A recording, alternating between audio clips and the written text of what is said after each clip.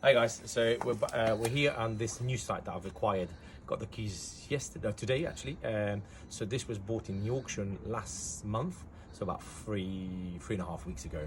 And quite frankly, it went round a couple of times, didn't sell, and I was able to buy it after auctions at a decent rate, I guess, because the area around here is very nice, and I think the development that we will end up doing, which I'm gonna pondering in a moment. You're catching me right now on the first time that I'm actually seeing it, because I bought this through the auction, never having seen it. So, but the price was right, and I know the area quite well because we've got quite a lot of units around here. So this is a mixed-use commercial, or it currently is a mixed-use commercial, flat above, shops below, on a kind of secondary high street. And the aim here when I was buying it was to do a few things, and always is about having a few options to exit. One, I could do a quick refurb, 1 bed flat above, shop below.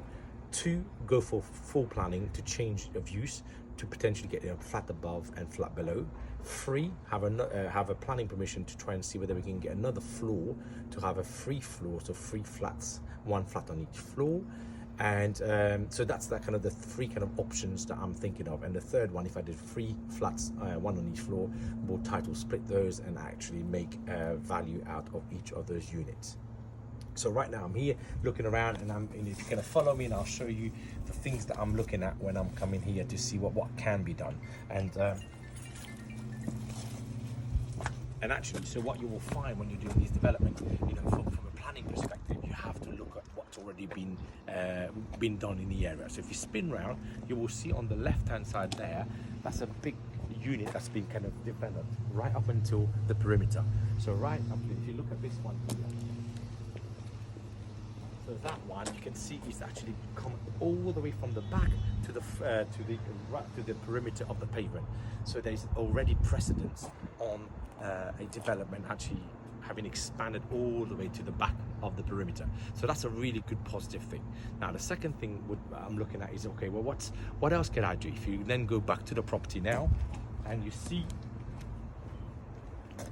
so first thing, we'll get rid of this, we'll take all of that fence out and basically have a drive here, so we can make sure that people don't park, and we can shove some skips on here, so it's a lot cheaper for us to develop. A 16-yard skip with no permit needed is around 350 quid, so we'll be using those quite a lot. But going back to the development, if you look here, there's a single story here. If I show you here, single story here, and the plan would be potentially, as part of the planning permission, is to add a double story. So come back from the top here, come all the way to this bit of the building, which means that the upstairs flat will get bigger. And also we could put an entrance from here, a bit like if you now span the other side, you can see on the next door, roughly they've done it with the existing floor plan, but I would actually extend the floor plan and then put an entrance to that, maybe an entrance to the middle flat and the upstairs flat, depending on the planning that we get. So let's have a look at what they look like and what kind of condition we buy these things. So this is not for the faint-hearted, this is pretty derelict. So have a look and you will see.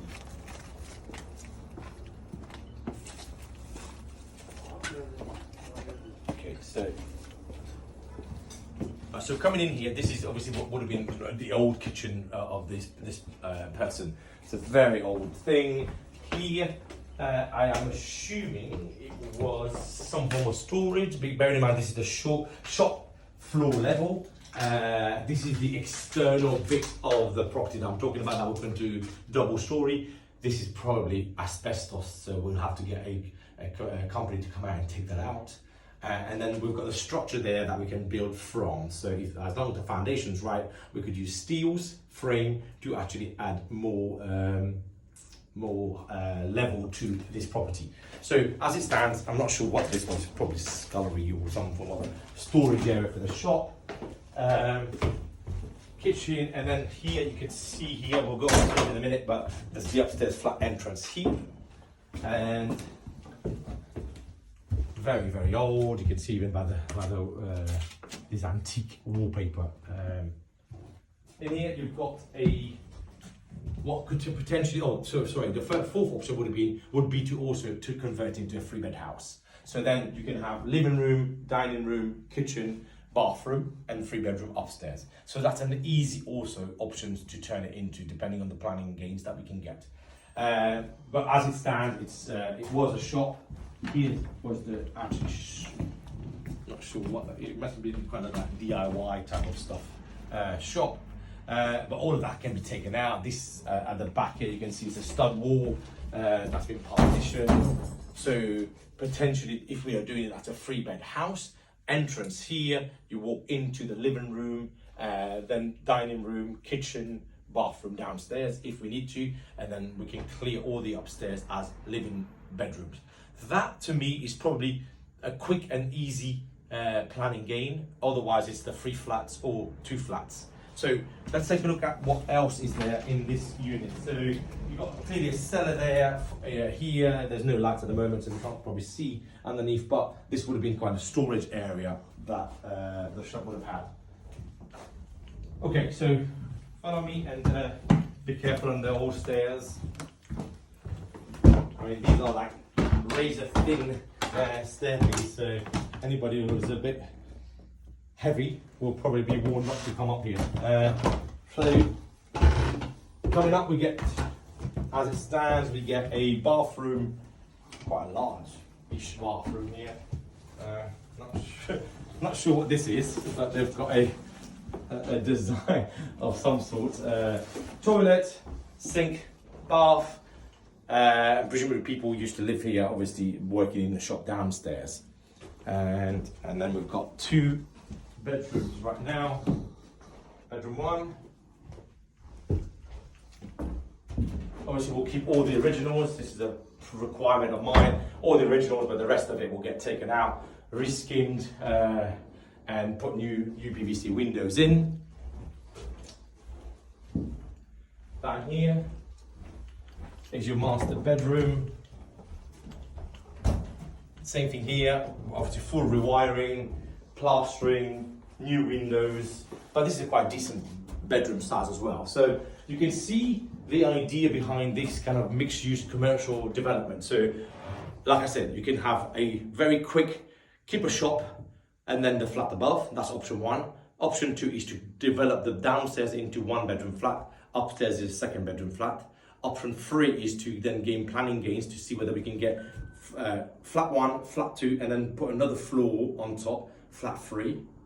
Option 4 is to convert it into a single 3-bed house. So all the upstairs become bedrooms and the downstairs become the living area, kitchen and bathroom. So there's so many exits that you all have to think about when you're actually doing development. Going in with one thing is actually quite myopic in my view, because otherwise you can get really stuck with development cost, development finance, and depending on how much you paid for the actual mixed use, you can actually potentially lose money. So be aware of that, but definitely always think about options and exits as you come into it. So here, so the next move now is I look for local architects in the area. I'll go onto planning portal, have a look at some of the architects that have actually done similar type of concept in the local area and see their success rate. Depending on how successful I find some of these guys, I'll contact them, then meet them here to discuss some of our plans, have a view, get them to have a view on what is potentially possible. I've got a planning consultant locally as well, so I'll call him as well to get a view of what's possible, and then from there on we start to get plans developed and hopefully get approval within, if we go down the PD routes, it's 56 days. If we go down full planning, you're looking at probably 3 to 4 months, and then if it gets an appeal, up to 6 months. So depending on what we get, and I'll tend to parallel things. So if we miss one, we'll get the next one and the next one.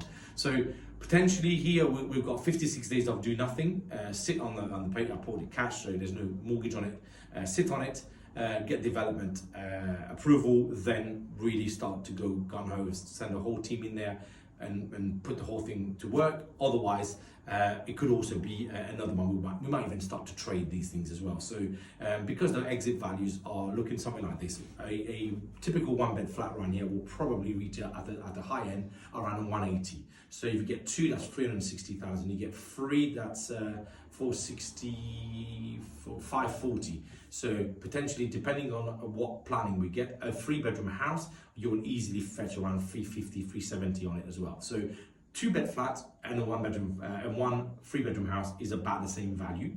So depending on how quickly, how much cost, and the exit values that I'll get, also the